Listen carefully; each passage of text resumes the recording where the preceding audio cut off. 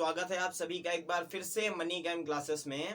और आज हम लोग लेकर के आए हैं कौन सा भाई, जीओसी के कितने लेक्चर हो गए? 5 हो गए। आज हम लोगों का है जीओसी 06। ठीक है, लास्ट लेक्चर में हम लोगों ने क्या पढ़ लिया? लास्ट लेक्चर में पढ़ा आइसोमेरिज्म का इंट्रोडक्शन पढ़ लिया पूरा। ठीक है, कितने टाइप की आइसोमर हैं हमारे, हम लोगों ने ये सारी चीजें डिस्कस कर ली थी।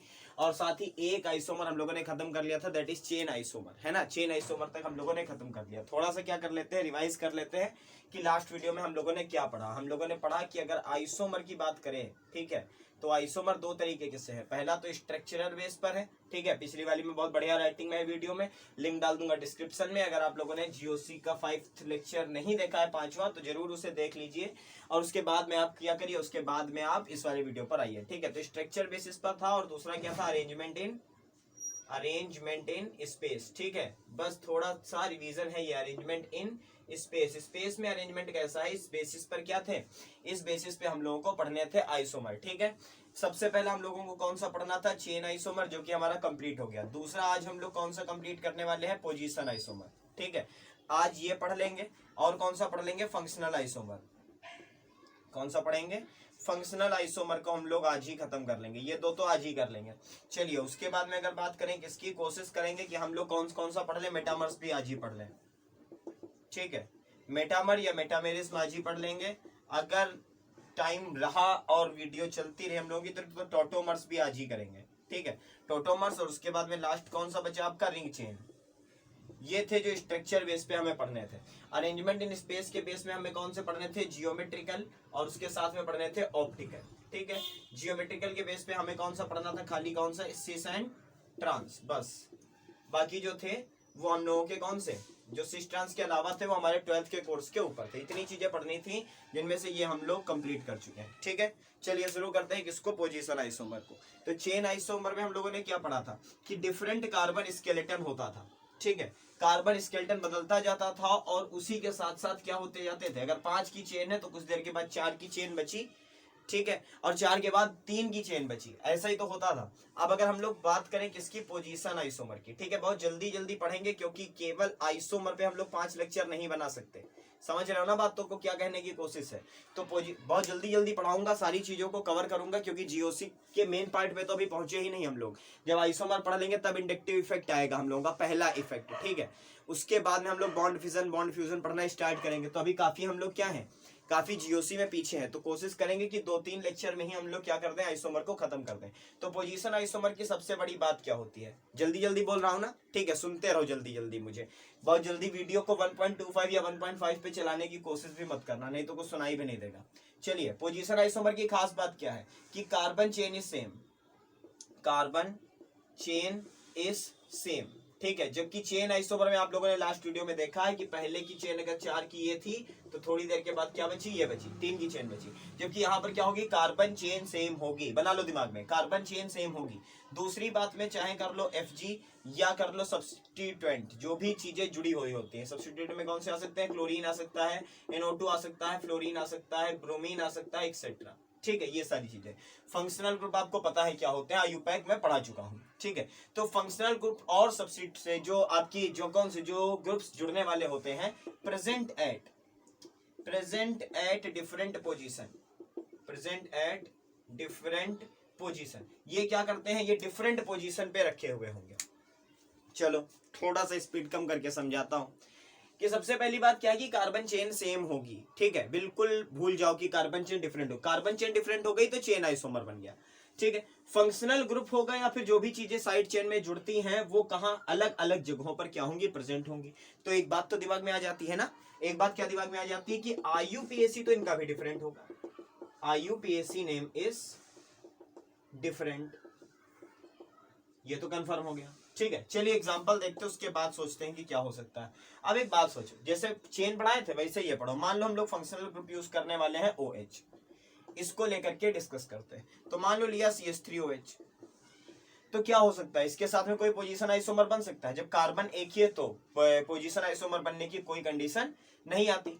मान लो हमारे पास होता C2H5OH, ठीक है, क्या होता, C2H5OH। तो इसको अगर ओपन करो तो कैसे ओपन करोगे, 2 कार्बन, ठीक है, यहां पर H3, यहां पर H2, यहां पर OH। या फिर आप क्या कह सकते हो कि नहीं सर, यहां पर CH2 के साथ होता OH और इधर होता CH3। तो जरा देखो दोनों कंपाउंड को, इसका नाम लिखोगे क्या आएगा, एथेनॉल, इसका नाम भी क्या आएगा, एथेनॉल। सेम नाम है ना, सेम नाम है, दोनों कंपाउंड एक ही चीज है, ये दोनों कंपाउंड एक ही चीज है। मतलब पोजीशन आइसोमर अगर बनाना है तो मिनिमम नंबर ऑफ कार्बन कितने होने चाहिए, तीसरा पॉइंट लिख लो, ठीक है, minimum number of carbon is equal to होने चाहिए कितने, 3। जब तक 3 की चेन नहीं है तब तक चाहे इस कॉर्नर पे लगाओ और चाहे उस कॉर्नर पे लगाओ, दोनों बातें तो सिमेट्रिकल हो जाएंगी। और अगर दोनों बातें सिमेट्रिकल हो गई और स्ट्रक्चर सेम हो गया और हम लोग पढ़ रहे हैं स्ट्रक्चरल आइसोमेरिज्म पढ़ रहे हैं, तो बात ही खत्म हो गई। तो मिनिमम नंबर ऑफ कार्बन भाई कितने चाहिए हमें, मिनिमम नंबर ऑफ कार्बन चाहिए 3। ठीक है, समझ गए बात को। चलो अब 3 कार्बन पे डिस्कस करते हैं आगे की बातों को। सबसे पहला मान लिया हमने बनाया ये CH3 CH2 CH2OH। जरा मॉलिक्यूलर फार्मूला देखो, C3 1 2 3 C3 है ना, उसके बाद में 3 4 5 6 7 1 8 C3H8O, यही तो है मॉलिक्यूलर फार्मूला। एक ऑक्सीजन, 3 4 5 6 7 और एक 8 ऑक्सीजन और 3 कार्बन। अब अगर मैं इसी को ये लिख दूं, देखो CH3 CHOH और उसके साथ में क्या लिख लिया, CH3, ये लिख लिया, ठीक है। तो इसमें भी देखो 3 कार्बन, ठीक है, 3 3 6 एक 7 और एक 8 हाइड्रोजन और एक ऑक्सीजन, यानी कि ये भी क्या है, C3H8O। देखो मॉलिक्यूलर फार्मूला दोनों का सेम है, इसका भी मॉलिक्यूलर फार्मूला C3H8 ऑक्सीजन है, इसका भी मॉलिक्यूलर फार्मूला C3H8NO ही है। बट अगर इसका यूपीएससी लिखा जाए, यहाँ पर किस नंबर पे OH है, 1 पे, और यहाँ किस पर है, 1 2 3 पे, तो अगर इसका नाम लिखेंगे तो क्या लिखेंगे, इसका नाम लिखेंगे हम लोग प्रोपेनॉल,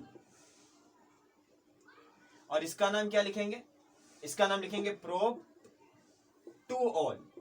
ठीक है, ऑल कितने पर लगा है, OH कितने पर लगा है, 2 पर लगा हुआ है। तो ऐसी कंडीशन अगर आपको दिखती है कि फंक्शनल ग्रुप कार्बन चेन में सिमिलर, 3 की कार्बन चेन 3 की कार्बन चेन, लेकिन सिमिलर कार्बन चेन में जो फंक्शनल ग्रुप है वो डिफरेंट जगहों पर लगा हुआ हो, तो ऐसी आइसोमर्स को आप क्या कहेंगे, पोजीशन आइसोमर कहेंगे। मान लो क्या होता, CH3 होता, CH2 होता, CH2 होता, CH2 होता और साथ में होता Cl, और यहीं पर होता CH3 CHCl CH2 CH3।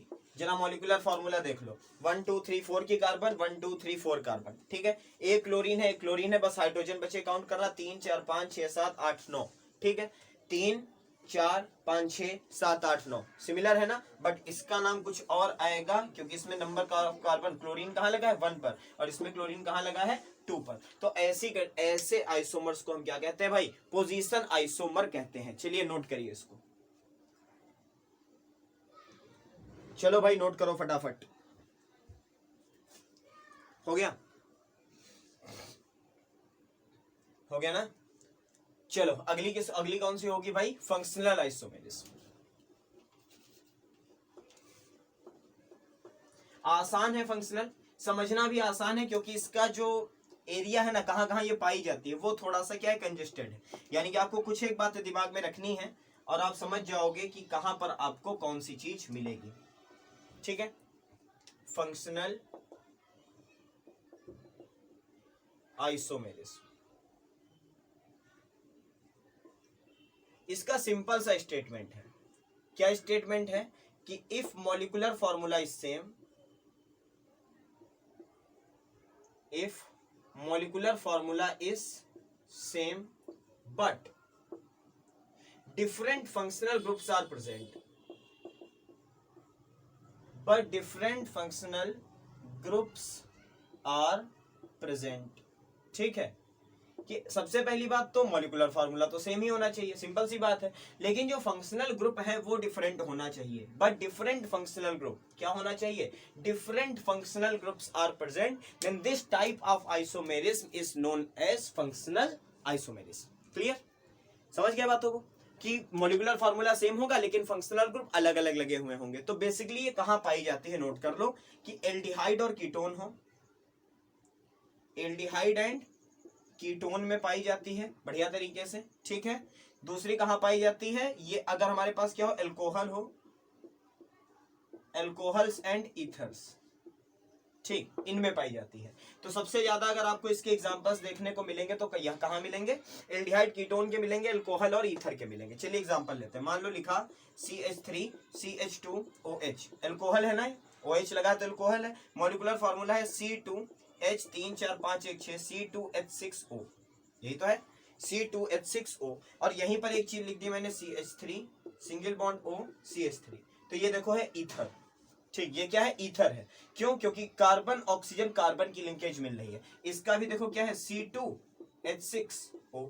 तो देखो मॉलिक्यूलर फार्मूला दोनों के सेम है, बट ये एक अल्कोहल है और ये एक ईथर है। इसका नाम एथेनॉल है, उसका नाम मेथॉक्सीमेथेन है। क्लियर। तो जब फंक्शनल ग्रुप डिफरेंट है तो याद कर लो, यहां पर भी नोट किया कि IUPAC नेम डिफरेंट होगा। सिंपल सी बात है, जितने भी स्ट्रक्चर बेस पे पढ़ोगे, जब स्ट्रक्चर डिफरेंट है तो IUPAC भी क्या होना है, डिफरेंट ही होना है। सिंपल सी बात है, तो IUPAC नेम क्या होगा, डिफरेंट होगा। क्लियर, बात समझ में आ गई। चलिए एक और एग्जांपल देखते हैं किसका, एल्डिहाइड एंड कीटोन का। तो अगर हम लोगों ने लिखा CH3 और साथ में लिखा CH2 CHO, ये लो, ठीक है, यही तो हुआ जाकर के, क्या यही तो हुआ आपका क्या, एल्डिहाइड। कौन सा, CH3 CH2 है, 3 है ना। ठीक, तो कितने कार्बन, 1 2 3, हाइड्रोजन कितने, 3 4 5 और 1 6, तो C3 है, H6 है और साथ में क्या है, एक ऑक्सीजन है। अब इसी के साथ मैंने एक वेल नोन कंपाउंड लिखा CH3 C double bond O CH3।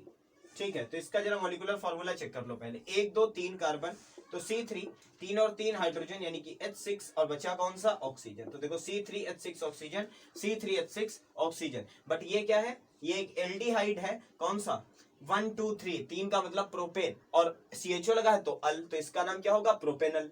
और इसका नाम अगर देखें तो आप लोगों को वेल नोन कंपाउंड ये एसीटोन है। ठीक है, ये क्या है आपकी, ये आपकी एसीटोन है। तो यहां पर देखो एक है कीटो और एक है एल्डिहाइड, और इन दोनों के मॉलिक्यूलर फार्मूलास आपस में क्या है, सेम है। इसी तरीके से आप सिमिलर कार्बन के अगर एल्डिहाइड और कीटोन लेते चले जाओ तो सारे के सारे क्या बन जाएंगे, फंक्शनल आइसोमर बन जाएंगे। इनका सबसे बेस्ट एग्जांपल अगर मैं आपको बताऊं तो C6H12O6, ये मॉलिक्यूलर फार्मूला ग्लूकोज का भी होता है और फ्रक्टोज का भी होता है। ठीक है, ग्लूकोज का भी होता है, फ्रक्टोज का भी होता है। ग्लूकोज क्या में कौन सा फंक्शनल ग्रुप पाया जाता है, एल्डिहाइडिक ग्रुप पाया जाता है, और जो फ्रक्टोज होता है उसमें कौन सा ग्रुप पाया जाता है, कीटो ग्रुप पाया जाता है। तो ये बात भी नोट कर लीजिए, ये बात बहुत ज्यादा इंपॉर्टेंट है, पूछी जाती है। ठीक है, कि ग्लूकोज और फ्रक्टोज में फंक्शनल ग्रुप रिस्पेक्टिवली कौन कौन से हैं और किस टाइप के ये आइसोमर है। तो ग्लूकोज और फ्रक्टोज आपस में फंक्शनल आइसोमर है। चलिए नोट करिए फटाफट। अगर स्क्रीनशॉट ले रहे हो तो स्क्रीनशॉट लो, अगर नोट कर रहे हो तो नोट करो, और बढ़ते हैं आगे।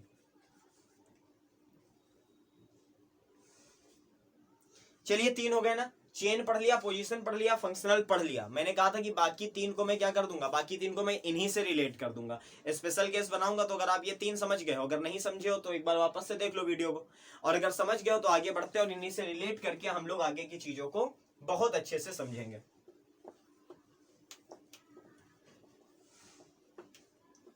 चले भाई, तो अगला कौन सा होगा, मेटामेरिज्म। क्या होगा, मेटामेरिज्म। चलो भाई इसको समझो क्या होती है, आज खत्म ही कर दें। एग्जाम्पल्स ज्यादा नहीं करवाऊंगा, एग्जाम्पल्स क्वेश्चन जब मैं प्रीवियस ईयर उठाऊंगा किसी भी उसके पेपर के तो आपको अच्छे अच्छे करवा दूंगा एग्जाम्पल्स। अभी कॉन्सेप्ट जीओसी में क्लियर कर रहे हैं, इसलिए एग्जाम्पल अगर एक एक दो दो पकड़ के चलोगे तब भी आपका काम हो जाएगा। चले, तो मेटामेरिज्म क्या होती है, तो मैंने कहा था कि it is a special case of position isomer. क्या कहा था, it is a special case of position isomer. तो बात क्या है इसकी, इसका स्टेटमेंट क्या है, इसका स्टेटमेंट देखो बड़ा है तो यहां से लिख रहा हूं, पूरा एक ही लाइन में आ जाए। तो मेटामेरिज्म क्या कहती है कि if the functional group FG मतलब फंक्शनल ग्रुप, बना लो अपने दिमाग में, हमेशा फंक्शनल ग्रुप को मैं FG ही लिखूंगा। If the functional group breaks the carbon chain at different position, अगर क्या होता है, अगर हमारे पास में जो फंक्शनल ग्रुप है वो कार्बन चेन को अलग अलग पोजीशन से क्या करता हो, तोड़ता हो। ठीक है, अलग अलग पोजीशन से क्या करता हो, तोड़ता हो, तभी हमें क्या मिलेंगे, मेटामर्स देखने को मिलेंगे, मेटामेरिज्म देखने को मिलेगी। तो आप लोग अपना दिमाग लगाओ, ठीक है, अपना दिमाग लगाओ और सोचो कि ऐसे कौन से फंक्शनल ग्रुप हैं, ठीक है, जो कार्बन चेन को तोड़ देते हैं। तो बच्चों के दिमाग में आता है क्या सर CO तोड़ता होगा, तो ये क्यों तोड़ता होगा भाई, इधर CH3 लगाया, इधर CH3 लगाया, ऑक्सीजन तो बाहर है ना, तो वो कार्बन चेन को कहां तोड़ा, वो तो 3 की मिल गई आपको। कहां कहां टूटेगी भाई, सबसे पहले नंबर पे आपको मिले कौन, ROR। ROR का मतलब क्या, आपके ईथर्स सबसे पहले। और दूसरे नंबर पे आपको कौन मिला, RC डबल बॉन्ड OOR। ये यहां पर देखो एक ऑक्सीजन, यहां पर दूसरा ऑक्सीजन, तो ये क्या होते हैं, एस्टर्स। क्या होते हैं, ईस्टर्स। तो ईथर में और एस्टर्स में आपको क्या मिलेगी, मेटामेरिज्म देखने को मिलेगी। फॉर एग्जांपल अगर इसका एग्जांपल मैं लेता हूं तो मैं लिख सकता हूं, मान लो लिया CH3 CH2O CH2 CH3, ठीक है, और एक एग्जांपल लिया मैंने CH3 के बाद ऑक्सीजन CH2 CH2 CH3, ये लो, ये दो एग्जांपल है। अब जरा इसका मॉलिक्यूलर फॉर्मूला बनाओ, तो 1 2 3 4 कार्बन यहां दिख रहा है ना, चलो दिख रहा है, यहां पर आ गया C4 दिखा सभी को, हाँ दिखा, ठीक है, 4 कार्बन 3 3 6 7 8 9 10, यानी कि मिला H के साथ 10 और एक ऑक्सीजन, यही तो मिला।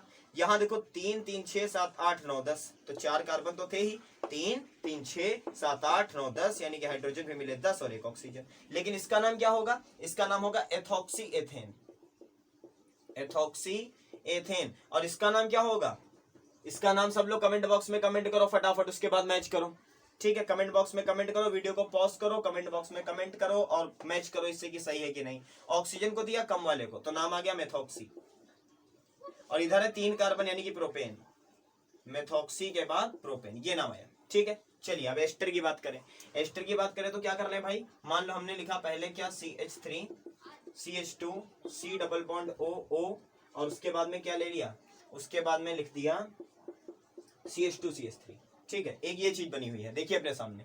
तो कितने कार्बन है, 1 2 3, 3 कार्बन इधर भी ब्रेक हुई कार्बन चेन देखो, और 2 कार्बन उधर, तो 5 कार्बन है, 3 4 5 6 7 8 9 10 ही है, 2 ऑक्सीजन है। अब मैंने क्या किया, यहाँ लिखा CH3, उसके बाद लिखा C डबल बॉन्ड O, यहाँ O, यहाँ CH2 CH3, बस कार्बन चेन को ब्रेक कर दिया डिफरेंट पोजीशन पे। तो देखो 1 2, उसके बाद 1 2 3 वो उधर चले गए, ठीक है। हाइड्रोजन कितने, 3 यहाँ, 4 5 6 7 8 9 10, परफेक्ट है। ऑक्सीजन 2 थे, ऑक्सीजन 2 है। देख लो ये भी क्या हो रही है, कार्बन चेन डिफरेंट प्लेसेस पे क्या हो रही है, डिफरेंट पोजीशन पे ब्रेक हो रही है। तो आपको दिमाग लगाना है कि एस्टर में और ईथर में और एस्टर में आपको मेटामर्स देखने को मिलेंगे, and that's why it is special case of position isomer, क्योंकि है फंक्शनल ग्रुप ही डिफरेंट पोजीशन पे, बस वो कार्बन चेन को ब्रेक करने का काम कर रहे हैं। आई थिंक आपको समझ में आ गया होगा कि मेटामर्स क्या है। चलिए नोट कर लीजिए फटाक से, ठीक है, समझ गए बात को ना पूरी तरीके से, मेटामर्स क्या होते हैं।